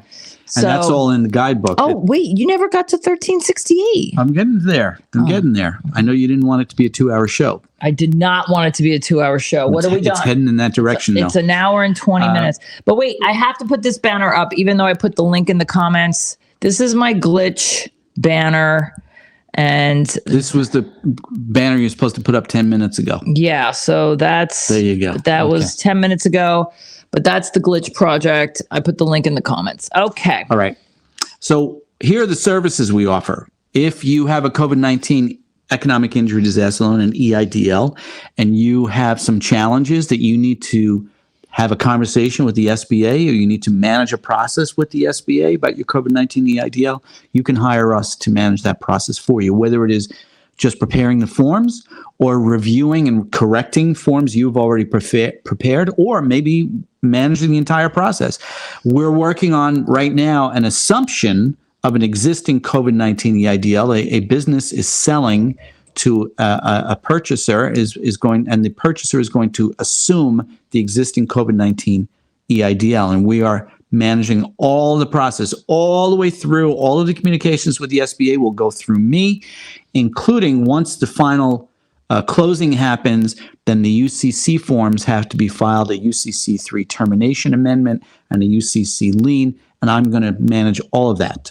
So you can hire us to do that. If you are applying for an SBA natural disaster loan, whether it's an original application or a reconsideration of a declined loan or an appeal of a declined reconsideration, there's 3 stages with the natural disaster loan application. There's the original application, and if that's declined, you can request a reconsideration, which is phase 2. And if the reconsideration, which is essentially you're reapplying, if that's declined, you can request an appeal. You typically have 6 months to request a reconsideration on a declined original application, but you only have 30 days to request an appeal of a declined reconsideration. And so you want to do it right. And you can hire us to do that for you. Why don't I have this page in the script? Because it's not in there. I just typed this up right before the show. Okay. What? We also offer general business consulting. As we've told you this evening, we have a business owner here in Connecticut that hired us. And we've introduced her to a payroll provider, a pension plan provider, and tomorrow we're meeting with her and a CPA that we're introducing her to. Sorry, David. Linda is updating her LinkedIn page for her, and we are doing all kinds of basic operational recommendations, employee handbook, operations manual, and other fundamental business organization tasks that we've been contracted to consult with. As Linda says down there, you can get Jimmy Page on the phone. That's not me. I am not Jimmy Page, but I would love to talk to Jimmy Page if any of you know him, because he's my hero. But you can do a 1-hour phone call with me and pick my brains and get some expert advice. And if you have a COVID-19 EIDL or a natural disaster application pending, I often will call the SBA with you on the phone so I can get a straight answer to your question to help untangle whatever confusion is going on. And then last but not least is our other channel, Simple Sense for Small Business. So please, that's who he is. Now, okay. I'm done with hucksterizing for the night. Yes. Not really. There's more hucksterization coming your way. Yeah. Woohoo. Okay. We get, so one of the posts on the community tab, we put up the comment where the guy calls us hucksters, but we also put up 3 other positive comments and a 5-star review that somebody just posted today for us. So we just, I kind of sometimes like to see these troll comments because it just makes me laugh. I stopped wondering why they do it, but it is just so curious. Like, why? You don't even know me. Why are you hating on me? So Linda's theme for tonight's program was the 3 F's. Fraud, forgiveness, failure. Okay. Failure. We just think a lot of folks really just need to do better. And that's why we have our Simple Sense for Small Business channel. But I want to I'm a positivity dude. I'm a kind of guy who likes to be positive. I like to find the positive so I can accentuate the positive and eliminate the negative, right? So I've got my 5 E's in response to Linda's 3 F's. Education, evolution, enforcement, experience, and expertise. Education by Linda's 366 glitch. We've had more than a few business owners respond who purchase it, who say that this mistake of the day thing is brilliant. Yeah. Because like Erin, who said, our guidebook was very helpful. We put a lot of thought into that. We put a lot of thought into our free videos, which you can purchase here on YouTube for free. Purchase our because free we videos. Are not really hucksters. You can purchase our free videos. You can purchase our free videos on YouTube, and it's all about education. It's all free. Next. But more than anything, you have to evolve, right? Linda described to you the story of how the pandemic hit and how I couldn't sing Irish music at the nursing homes and the Irish bar on St. Patrick's Day 2020, and how we pivoted our financing business to become the EIDL experts that we are today. We evolved. You must always be looking for ways to evolve your business. Accentuate the positive, eliminate the negative, and watch our Simple Sense for Small Business channel. We'll teach you how to evolve, right? Yeah. I want to talk about enforcement. Oh, I know that Michael and David and I have done the hashtag Math is Fun joke about the criminal convictions on both the EIDL and PPP programs with the SBA, and also now the IRS is mentioning, 250 criminal convictions and other thousands of ongoing criminal cases of the Employee Retention Credit, the ERC program. And this is what makes me nuts about all those fake experts out there who are essentially giving you their opinion based upon other opinions. Based on nothing. They have no, they're just rendered. making that shit up out of their heads. Oh, bless you. That was really cute, actually. That was adorable. Sorry. 30 years in the mortgage business. I've seen enforcement. I've seen it happen. You've seen it. Oh, you remember that insurance broker? Oh my gosh. So Linda had her agency through a lot of hard work and diligence on her part and a lot of serious schmoozing and networking and Monday through Friday. Not only that, but a little bit of hucksterism too was involved. Wow. And she got her little agency approved by this amazing insurance carrier. It was a regional carrier, not national. But they were very difficult to get approved with. It took 14 months for us to get approved. And when we were finally approved and we started writing policies, there were certain, we had to write X amount every year and have X amount by 3 years and all of that kind of stuff. And they would also have awards every year of different agencies that accomplished different milestones, right? So there was this one agency who was about 20 miles away, maybe 15 miles away, whatever, 15 minutes. It was 8 miles away, but okay. Whatever, 15 minutes away, 8 miles, whatever. And they would write these numbers like $1 million in premium or $1 million in commissions. I can't remember which one. The regional manager or the district manager for the carrier would share this information with Linda. Say, hey, that they're just they're writing tons of business. No, but they publish these numbers. They would do monthly and quarterly publications. I was trying to embellish the hucksterization here of the story. I was politely stalking this other agency because I was just astounded with knowing how many people were at their agency compared to our agency. And I said, that's impossible. It just can't be. Well, lo and behold, what happened was it's a term they were giving the pen to another agency, which is absolutely prohibited. They were letting other agencies write the policies. So maybe they gave them the login code for the quoting system, and they got busted. They got busted by the carrier. They were closed down. And then I think they even went out of business. Anyway, it was. This is where I'm going with the SBA. With all these fake experts out here on YouTube telling you forgiveness is coming down the road. You should get an offer and compromise. Or, what I saw on Reddit last week, people are telling just walk away. Just walk away from your COVID-19. Just walk away. Close the business. What are they going to do to you? The federal government has a long memory. Mm-hmm. Do you really want to take the chance that the government is not going to come after you sometime in the future?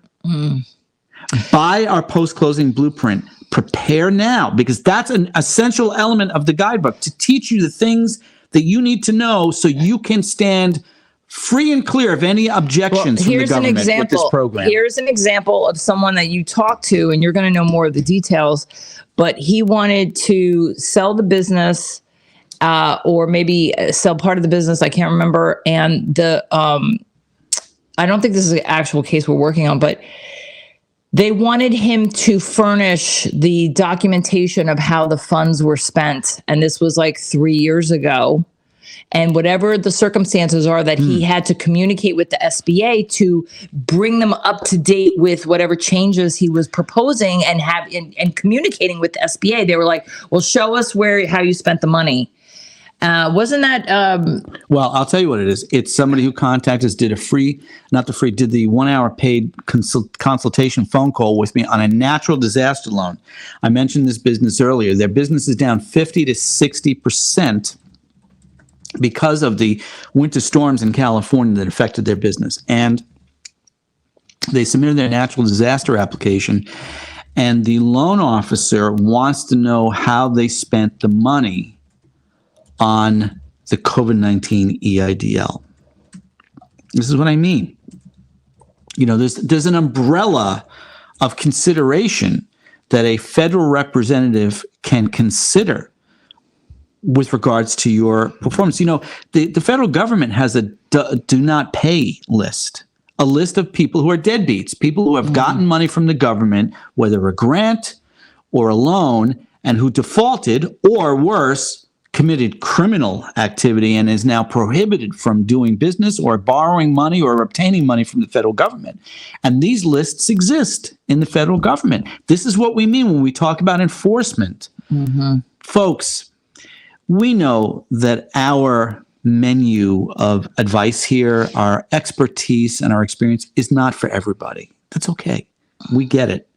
But you know what? For those of you who care about your business and who are watching right now or watching the replay and made it all the way to an hour and 33 minutes, and you want to keep that business going for whatever your long-term goals are, you want to sell the business, you want to retire from this, or it's your passion. You want to die doing that business because you love it so much. Whatever it is, for you folks, we appreciate you. We love that you're listening to us and watching our videos, and we encourage you to avoid those other folks who are giving all of the wrong advice, that if the government and when the government enforces whatever actions they're going to do on defaulted loans, on failures to send in financial statements annually, whatever it is, we're here to guide you. You can purchase our post-closing blueprint, which we have a 15% off discount. Don't be hucksterizing. I'm hucksterized. I'm huckstering all the way through. Can we put up the QR code? QR code. You can purchase our post-closing blueprint now for a discount, and we're giving you free updates on the guide through December 2024. And the only reason it's 15% off is because we are redesigning our website, and so it's sort of a, don't pay too much attention to how everything looks now. We're going to be changing it, and hopefully it'll be a little bit easier to navigate. It's supposed to be, it's going to be cleaner than it is right now. So we helped small business in the United States obtain $100 million in COVID-19 EIDLs and other programs. We kind of sort of know what the hell we're doing. That experience is invaluable, and we put it into guidebooks like this one, which is a free download. Well, the reason why we are so passionate is because, it's not just like, these aren't hypotheticals, these mistakes. These are actual experiences that businesses had to face with being declined. And because they didn't file their annual report, they were not in good standing. They let their hazard insurance lapse. They changed something in the business organization without contacting the SBA. Jumping on the bandwagon. I was in the mortgage business as all these subprime loans started to creep into our traditional way of doing business. Our traditional way of doing business was tax returns, pay stubs, bank statements. You verified somebody had a job. You did the math to make sure they could afford paying the loan every month. You gave them the loan. And then these subprime programs started to creep in. And I was there. I watched it happen in horror, because when I heard what some of these underwriting, these rules were, like, mind-blowing. They were just giving the money, like, oh, the credit score is this, just give them the loan. Like, they got a pulse, give them the loan. I was there when the subprime meltdown happened. I started a mortgage company. I ran a mortgage company that the owner created the company during the meltdown. The worst time to open a mortgage company, we did it. And I came up with an idea of branding, and we wrote a lot of business when everyone else was failing and suffering. During the pandemic, we saw all kinds of fake advice, bad advice, people offering to commit fraud. We saw it all. What has this got to do with forgiveness? I personally think a lot of the chatter about forgiveness is just more of that. People jumping on a bandwagon. Because as we saw earlier with the person who was convicted and got 3.5 years in jail for PPP loan fraud, she said, when the judge said, why did you do it? She said, well, everybody was doing it. That's jumping on the bandwagon. It's my opinion that that's a big part of the forgiveness. Everyone's crying for forgiveness. It's kind of contagious. And even forget about the PPP, and everybody's doing it. It's, it's how the saying, when you're a teenager, your mom used to say, well, if everybody was jumping off a bridge, would you jump off a bridge? It's like, it can be very contagious to want to go along with the crowd or avoid something that is otherwise onerous, and yeah. So here's one of the things I hear people telling other folks with their fake, bad, non-expert advice. They're saying, if you're having a problem, don't make the payments.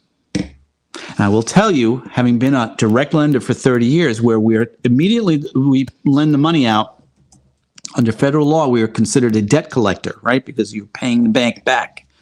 So with debt collector mindset, I will tell you, if you are in danger of default because of your inability to make the payments, even with the hardship accommodation, which you can reduce your payment by as much as 90% to a minimum of $25, if you can't even afford that reduced payment, send something.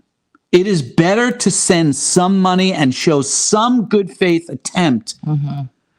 Well, we have a whole playlist on hardship accommodation, and that was in there. That advice. Well, this is one of the other fake bad advice I've seen out there. A lot of people are calling the hardship accommodation the 10% payment. It's not a 10% payment, folks. Yeah. It's a 90% reduction. The reason I say this is because you can reduce the payment from your required monthly payment on your COVID-19 EIDL by as much as 90% to a minimum of $25. It doesn't mean you have to reduce it to the 10%. You see, that's the bandwagon talking. If you can't afford it, just pay 10%. That's jumping on the bandwagon, because if you can't afford the full payment, maybe you can afford 50% of the payment. Maybe you can afford 75% of the payment. You do have to repay the loan, right? Mm-hmm. Okay. Michael says, working for the IRS in the 90s, we had a completely different mindset when someone would send in even a single dollar, as it showed intent to pay, and we'd work with them. Exactly, Michael. Mm-hmm. Thank you. Mwah, mwah. Wait, big round of applause for Michael. Okay. I did ask you very nicely earlier, because I wasn't feeling well, to not make this a 2-hour show. You seem to be doing pretty good, but we're coming to the home stretch. No. So we are experienced experts. I want to talk about this form here. This is SBA form 1368. So we had somebody contact us recently for a phone consultation. They have a declined natural disaster loan, and one of the requirements of the loan program is SBA form 1368, which essentially gives the SBA loan representative, the underwriter, the loan officer or loan specialist, an overview of gross monthly revenue for the business, right? So you can see here, I suck at pointing at these things. It's the 2020, 2021, 2022, mm-hmm. and year to date 2023, and you put in the revenue for each month: January, February, March, April, May, June, July, August. There's 12 boxes here, and then you put your totals. That's a way that the SBA loan officer can get a sense of gross revenue. Because what if you're a cyclical business? You're a seasonal business. You do really well in the summer, and traditionally you have less revenue in the winter, right? Because maybe you're a beach community type of business, something like that. So this is a great way to demonstrate to the loan officer how revenue works for your business in the past, because they make lending decisions on past performance. And if we can go to page 2. On page 2, they're asking you to give a projection. It says at the top, this is optional. Give a projection. This is the of what you think your revenue and your costs and your expenses are going to be. And then if you could just go back to Well, I did split this up in case. I know you did, but okay. I wanted the blocks at the bottom. Oops, wrong one. Yeah, the block. That's it. No, the previous one before this. That one right there. Okay. So you can see right here, this box at the bottom. This is where you would put an explanation. The blank. Yeah, the blank. And you see how small this space is? This is why we always tell folks, take the emotion out of it, take the storytelling out of it. Give a quick, simple, brief explanation to the SBA loan officer about your... Well, this person who did the phone call with me sent in the form that they had made up their own version of this form. This is a federal government program. There's a reason it's called Form 1368 and 4506 and 2202 and PO 22, et cetera, et cetera, et cetera, because they track it internally by the number of the form. And they have automated technology which scans these things and places them in your file. So if you're making up your own form, you're literally causing your own demise within the system. But when I also, not only did the person make up the form, when I read the numbers, it didn't make sense. It made sense to the business owner because when I spoke to the business owner on the phone and I could translate it, I can get it. But to the casual observer, the loan specialist who has to underwrite your file. So this is one of the things that we bring to the table. Whether you're watching our free videos or you're hiring us or you're buying our blueprint or our roadmap, the guidance that we're giving you is based upon real experience as a loan officer and with the program. Well, one of the things,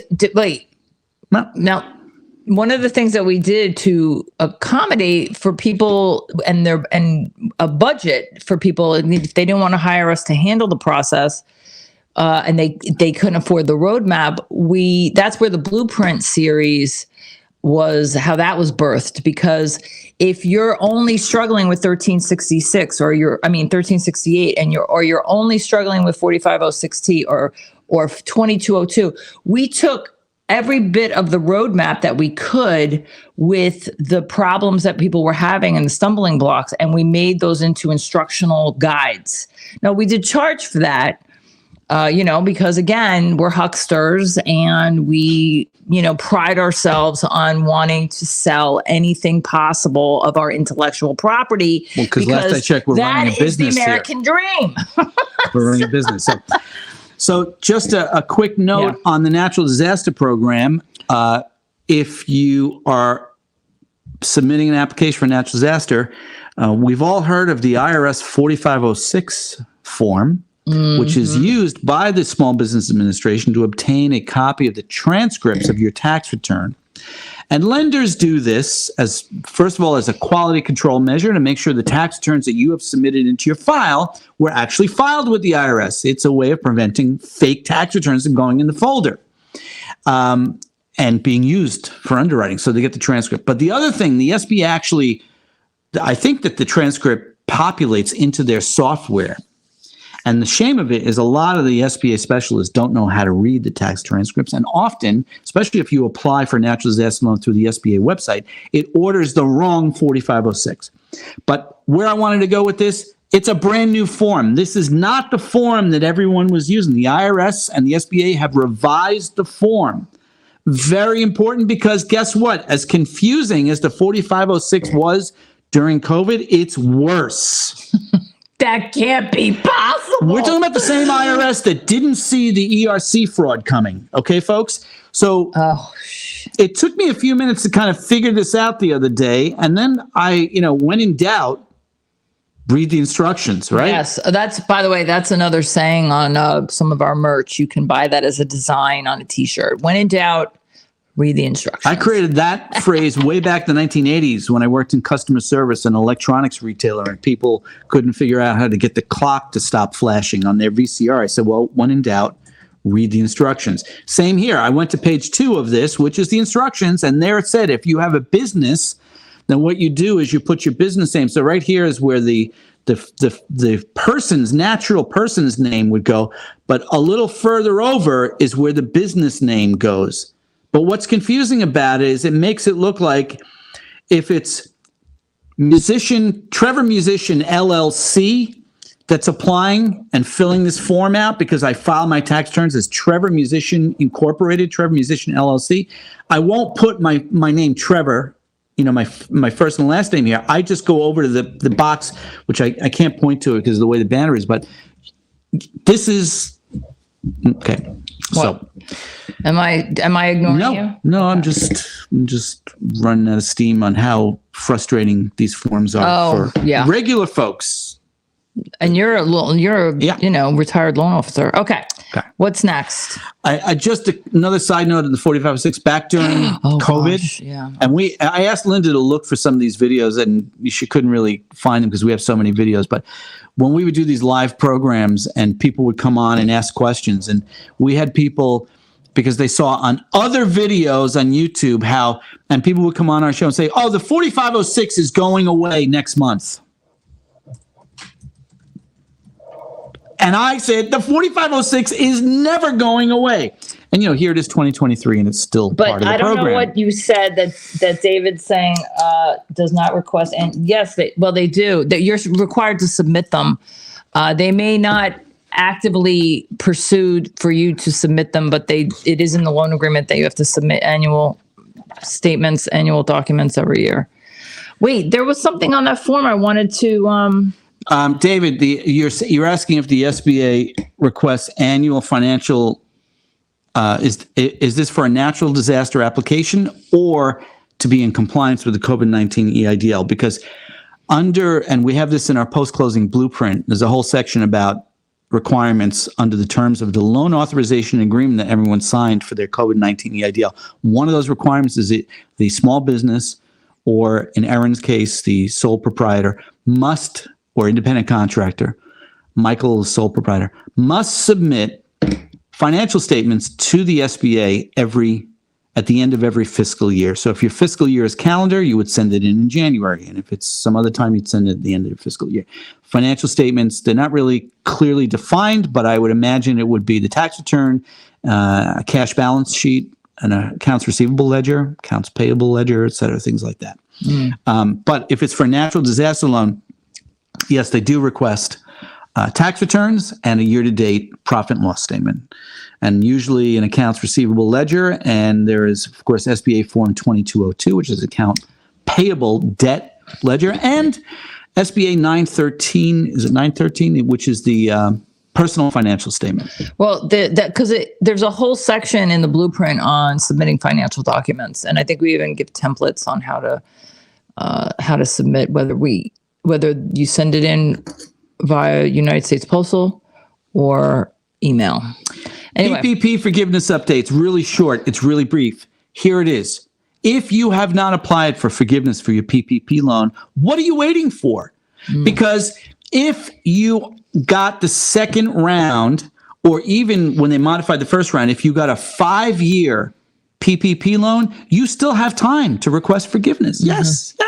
And yes, the documents can be somewhat complicated, but if you use the carpenter's rule and you measure twice and cut once and take time, you can be successful. We have successfully processed dozens of PPP forgiveness requests for our clients, and I have a 100% approval rate. You can hire us to assist in that process as well. Take advantage of this feature because it's what makes the PPP loan free money, literally free.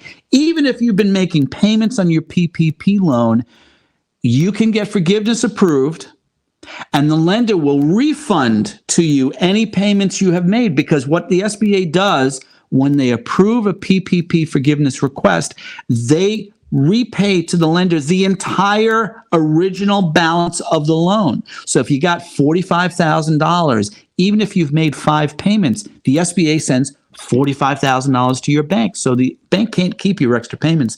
They're going to refund any payments you made. Shame on you if you haven't applied yet. It's not that complicated. If you need advice, book a phone call with me. I'll walk you through it. 1 hour. It's not very expensive. Do it. Okay. Employee retention credit update. There is a moratorium. Yes. Was it caused by scammer sharks or IRS failures or both? Linda and I, what's our opinion?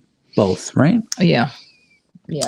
But listen, this is what it says on the IRS website. To protect taxpayers from scams, the IRS orders an immediate stop to new ERC processing amid a surge of questionable claims and concerns from tax professionals. This is right from the IRS website, and Linda is going to post the link. I did already. The link is in the comments. There you go. This is the link. You can, and we encourage you to check in with that regularly. So if you need a referral to an ERC expert, we're not sure if our folks are still taking referrals, but reach out to us, curious@auroraconsulting.biz, or go to our website. We have a whole bunch of stuff, free downloads on ERC. And we have a whole website on. We have a whole web page dedicated to employer retention credit, auroraconsulting.biz/employee-retention-credit.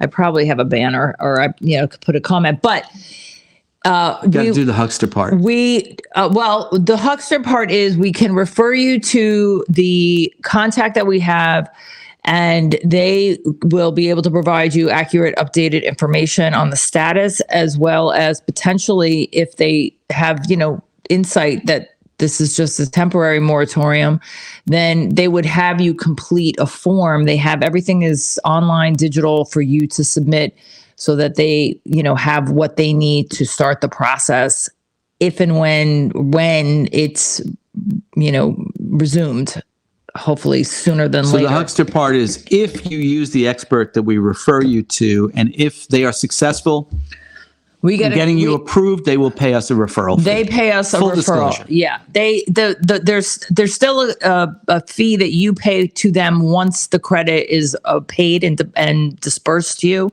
Then they pay us. You don't pay us, and it doesn't come out of anything that isn't already going to be taken. So, but it's an affiliate link. We have various collaborations and associations because we're hucksters. We're hucksters, but we're also small business people, and we're running a business here. And I'm going to play a little background music and say thank you all for attending our broadcast tonight. We do appreciate you. And, if you found our broadcast helpful, you don't have to buy anything from us because, you might think we're hucksters, but you could go to our Google page and maybe write a review about how good looking Linda Ray is. Because it's free. It's other She's than gorgeous, it's other by the way, than isn't she? 5 minutes for you to write a review if any of our information is helpful. Because if you trust us with listening to us and spending time with us, and if you haven't written a review yet, it does help other business owners find trusted resources for them to rely on. The fact that we don't just pontificate to hear ourselves. We've talked about some of the same things over and over again, which is exhausting, but we also know new people find us, and we appreciate that very much. And we want people to have updated information and to be cautious about who they're getting their information from. The fact that there are people that come to any one of our videos and post a negative comment, I can't even tell you how many times people think that we have so much nerve charging for our time or our intellectual property, or that we promote that we have stuff to sell. Like, okay, I don't know how you sell stuff. Do you not tell people about stuff you sell? Like, I don't understand that. Why should I be ashamed of promoting my goods? I don't know. If I come into your restaurant, you giving me a free cheeseburger? It's like you go to a restaurant. It's like, you're going to charge me for this? It's just crazy. So I want to share something with our audience for tonight, because we love you so much and we appreciate all of you. And you know what? A round of applause for our audience tonight. I know. You guys are so wonderful. Thank you so much. David really appreciate you. And Michael and EL and Truth Seeker is still here, and Toshiba. Nice to see you. And anyone who is your girl was here before. And Svetlana was here earlier. So, and anyone who's listening but not commenting, thank you very much. A little secret about how these broadcasts are structured, which is why the script is so important. It's, by the way, you see right there, it says end, because this is the end of the program.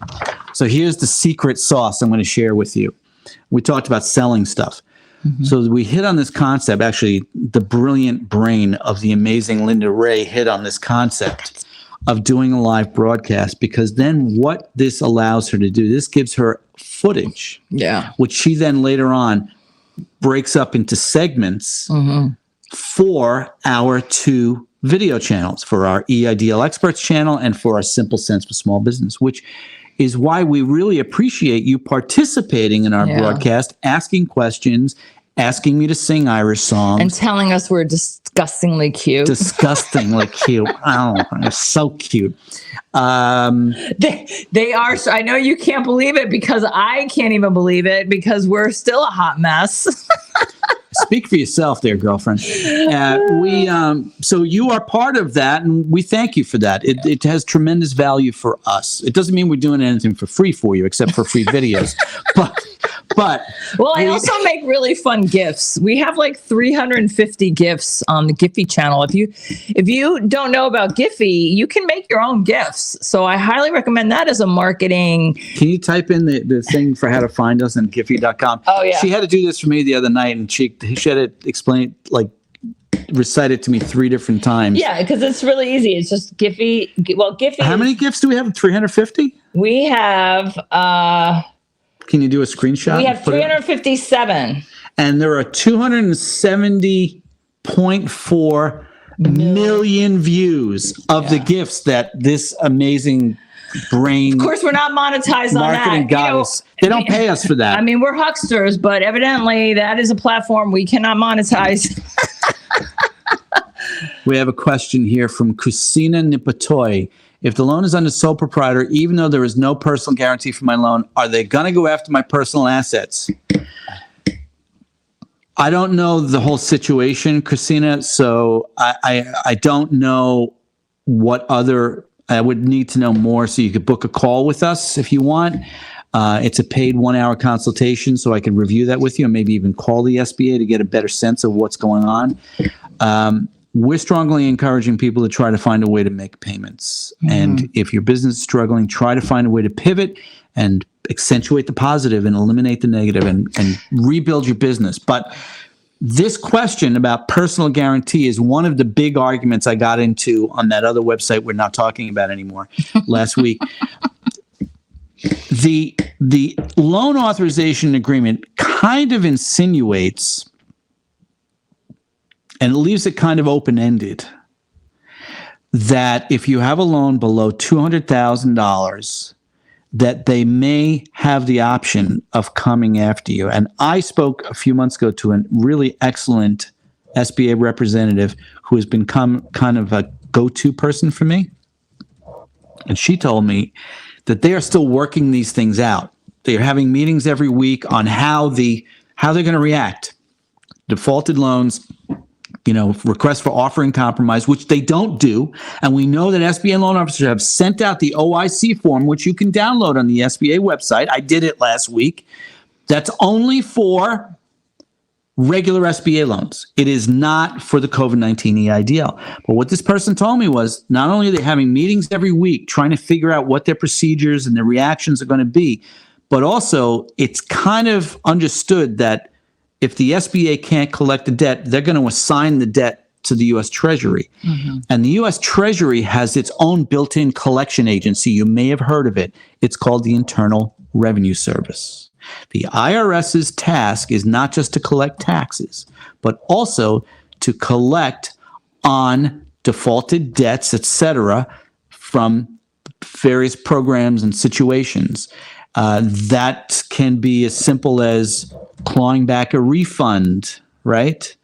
But it can also be garnishment on wages, garnishment on assets, garnishment against federal benefits, including Social Security benefits, or other payments.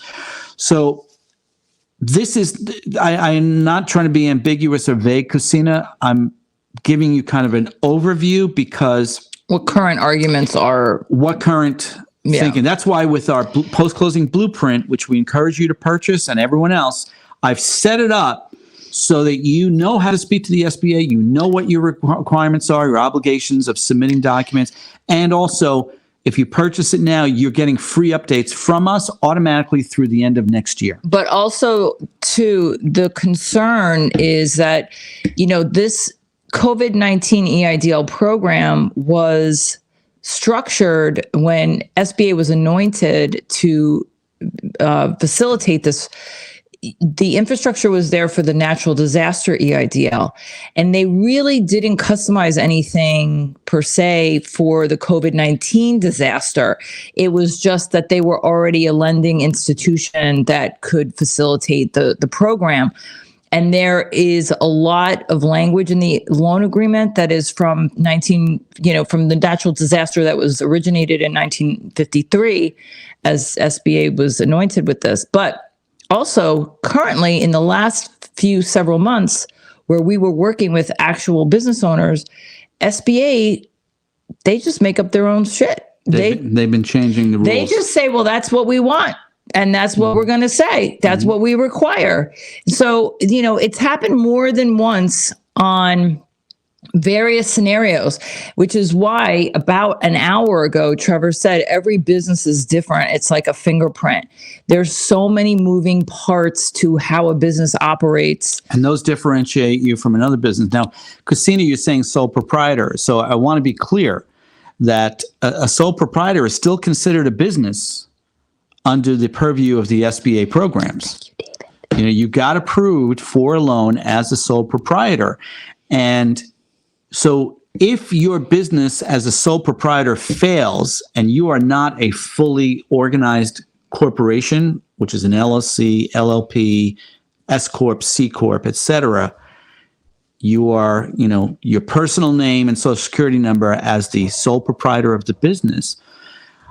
I don't know. I'm just talking as a former debt collector, a former lender. I was a mortgage banker for 30 years, and I'm just telling you my common sense thinking is, if you're a sole proprietor and you took out this loan and you default on it, we're going to come after you personally to repay it, because the personal guarantee isn't an issue because you're the sole proprietor. You see, if you're a corporation and the corporation, whether it's an LLC, LLP, S or C Corp, and the corporation has members and shareholders, and that organization defaults, then as David pointed out here in response to your question, the business personal property, the business assets must be disposed of, liquidated to repay the loan.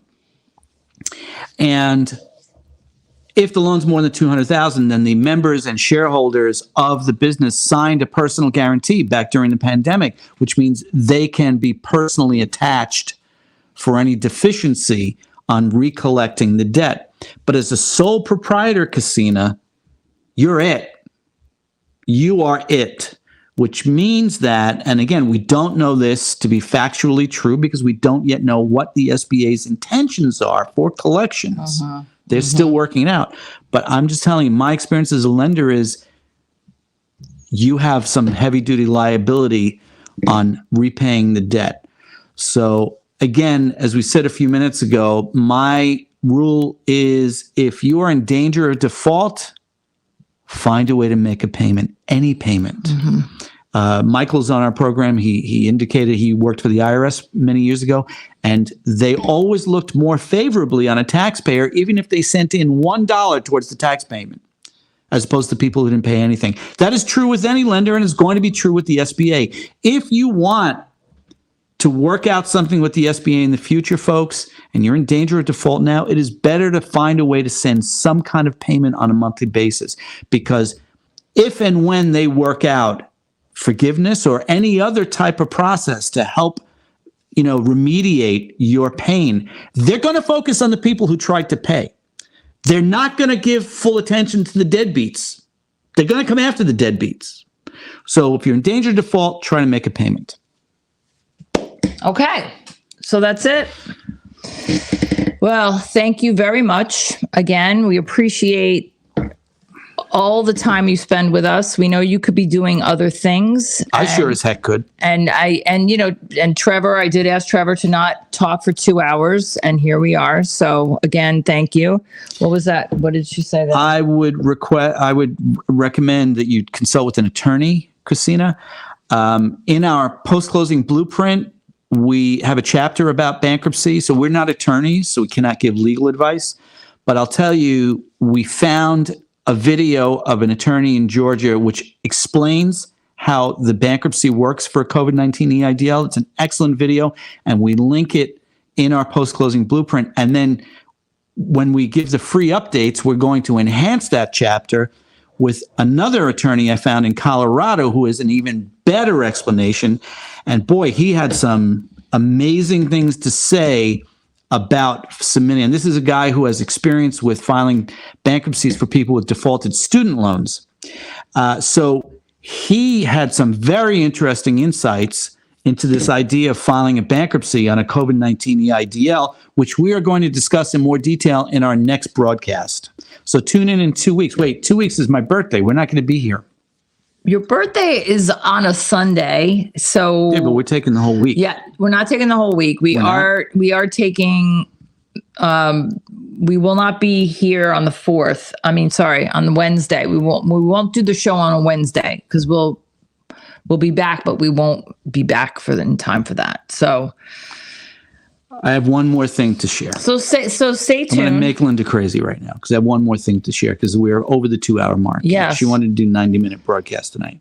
I wanted to do like an hour. Just be clear.